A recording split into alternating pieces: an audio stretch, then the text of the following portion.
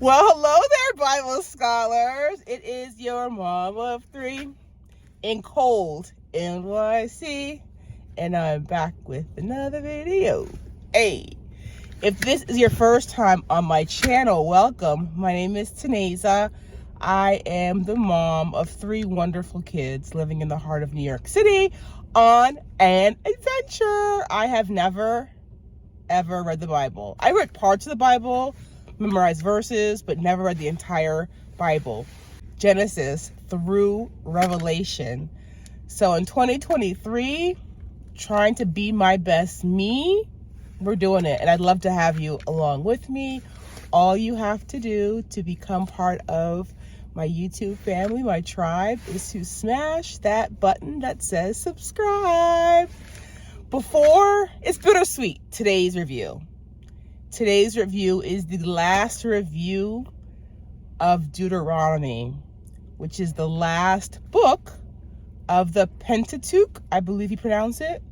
Before we get into those chapters, today's review is Deuteronomy chapters 31, 32, 33, and 34. Before we get into that review, I wanted to add something to Wednesday's review. In Wednesday's review, we reviewed chapter 28 about the blessings for obedience and the curses for disobedience. I had some insight into that chapter. When I was reading chapter 28, it seemed long, and it was 68 verses. The first 14 were about the blessings, and then the 54 were about the curses. And I wanted to just mention that. I think it's because the Lord's covering and guidance, wanting to make sure that his people were aware of what would be considered disobedience. All right. Let's get into today's review, guys. Deuteronomy chapters 31, 32, 33, and 34. We're going to dive right in. Chapter 31. Joshua is appointed to succeed Moses. I have with an exclamation point. Moses was 120 years old. Can you imagine that? After being rescued from Egypt, they wandered for 40 years.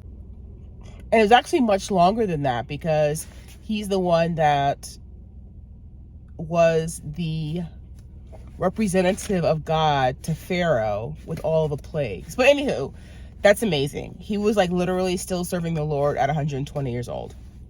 Moses tells the Israelites that God told him he will not be crossing the Jordan with them. I wanted to read verse 3. It says, the Lord your God himself will cross over ahead of you. He will destroy these nations before you, and you will take the possession of their land. Joshua will also cross over ahead of you, as the Lord said. So Joshua has been chosen. And I have in like quotation, kind of like, this is kind of like Moses passing the baton of his leadership role over to Joshua. I want to read for you guys verses 7 and 8. Deuteronomy 31 verse 7. Then Moses summoned Joshua and said to him in the presence of all Israel, be strong and courageous, for you must go with this people into the land that the Lord swore to their forefathers to give them. You must divide it among them as their inheritance. Verse 8, the Lord himself goes before you and will be with you. He will never leave you nor forsake you. Do not be afraid. Do not be discouraged. And I read that, you guys, and I was like, wow, what a verse for us. Like, I need a memory verse. That needs to be it. I'm going to circle it so I don't forget. Deuteronomy chapter 31, verse 8. Again, the Lord himself goes before you and will be with you. He will never leave you nor forsake you. Do not be afraid. Do not be discouraged. So that was part 1 of chapter 31, Joshua succeeding Moses. Part 2 of chapter 31, the reading of the law. Moses wrote down the law, gave it to the Levite priests, instructed them that every 7 years, the same year that the debts of your fellow Israelites are canceled, They are to assemble all men, women, and children and read the law before them. Part 3 of chapter 31. Israel's rebellion is predicted. The Lord tells Moses the day of his death is near. He is to take Joshua to the tent of meeting where the Lord will commission him. The Lord tells Moses that the Israelites are going to break the covenant he made with them. The Lord will become angry with them. Miss Arlene, you know how we talk back and forth, these Israelites, but I wanted to read verse 17 of chapter 31. On that day, I will become angry with them and forsake them. I will hide my face from them and they will be destroyed. Many disasters and difficulties will come upon them. On that day, they will ask, have not these disasters come upon us because our God is not with us? God knew what these people were going to do. So he instructs Moses to write down the song for the Israelites, teach it to them, and have them sing it. In verse 21, he explains, when many disasters and difficulties come upon them, this song will testify against them because it will not be forgotten by their descendants. I know what they are disposed to do. Even before I bring them into the land, I promise them on oath. So again, God is such a just and good God that he knows their behaviors, their patterns of behavior. He knows about their disobedience, and he's giving them a way to have grace. Moses obeyed and told the Levite priests, verse 26 and verse 27, take this book of the law, place it beside the ark of the covenant of the Lord your God. There it will remain as a witness against you.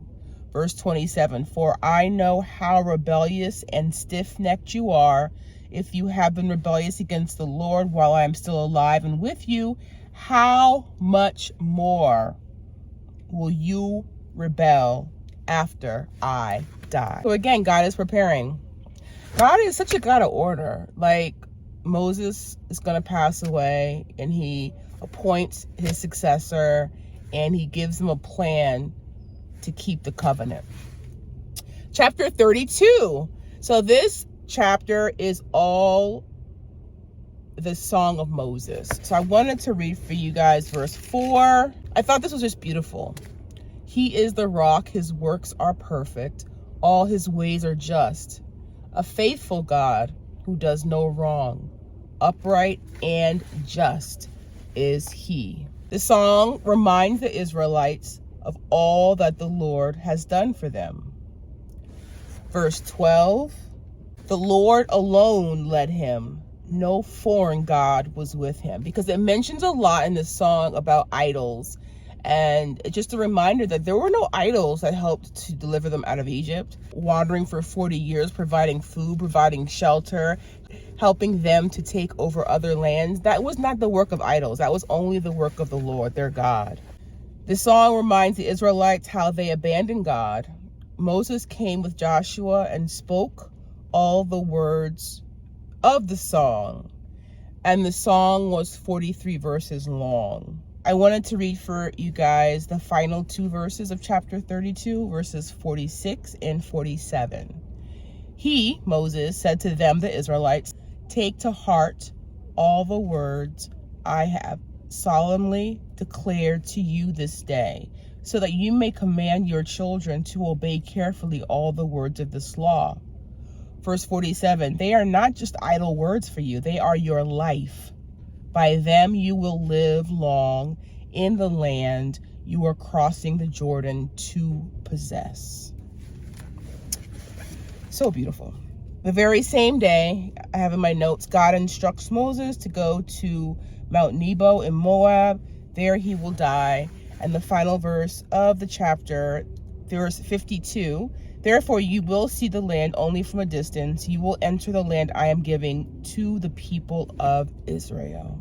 Chapter 33, before he died, Moses pronounced a blessing on the Israelites. Verse 6 on Reuben, verse 7 on Judah, verse 8 on Levi, verse 12 Benjamin, verse 13 Joseph, verse 18 Zebulun,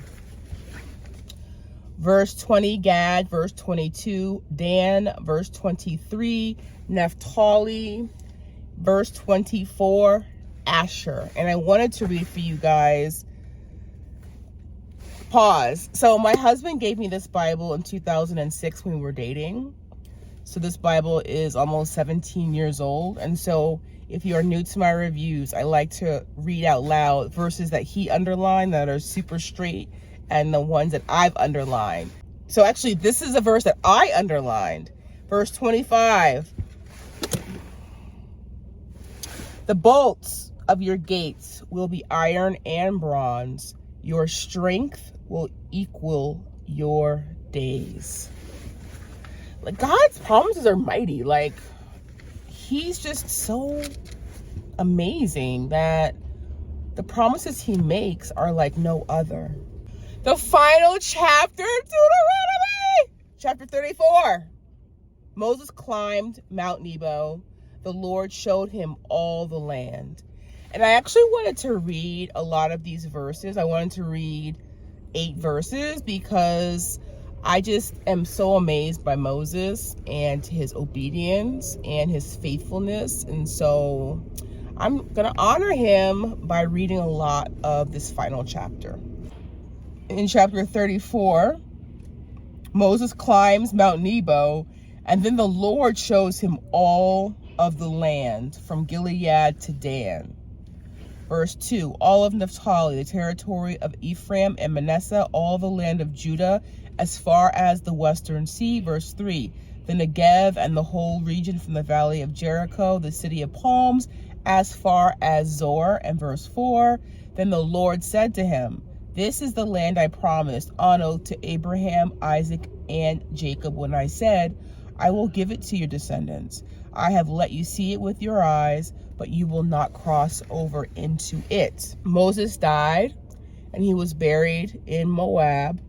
And I wanted to read verses 7, 8, 10, 11, and 12. So verse 7, Moses was 120 years old when he died, yet his eyes were not weak, nor his strength gone. Like, how amazing is that? 120 years old? Verse 8, the Israelites grieved for Moses in the plains of Moab 30 days until the time of weeping and mourning was over. In the last 3 verses of Deuteronomy, chapter 34, verse 10, since then, no prophet has risen in Israel like Moses, whom the Lord knew face to face. I mean, what do you say? That's amazing. The Lord knew him face to... I want to know the Lord face to face.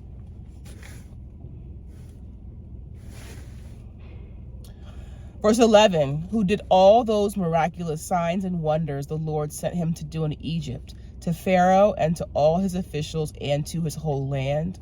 Verse 12, for no one has ever shown the mighty power or performed the awesome deeds that Moses did in the sight of all Israel. And that, my Bible scholars, concludes. We have now read, get ready for this, Genesis, Exodus, Leviticus, Numbers, Deuteronomy. I'm so proud of us. I hope you're proud of you. I'm proud of you. I know God is pleased with us. So next week we begin Joshua. I'll do an introduction to Joshua in our next review. And then the first, Joshua has 24 chapters. So I'll do an intro on the first 5 chapters of Joshua. Our next review, as always, I love to hear from you guys. So please leave any comments or questions or revelations in the comments below. I'm just so thankful for this journey, for this adventure, and I'm so glad to have you along. Have an amazing weekend, and I'm going to see you, my Bible scholars, in our next review. Bye for now.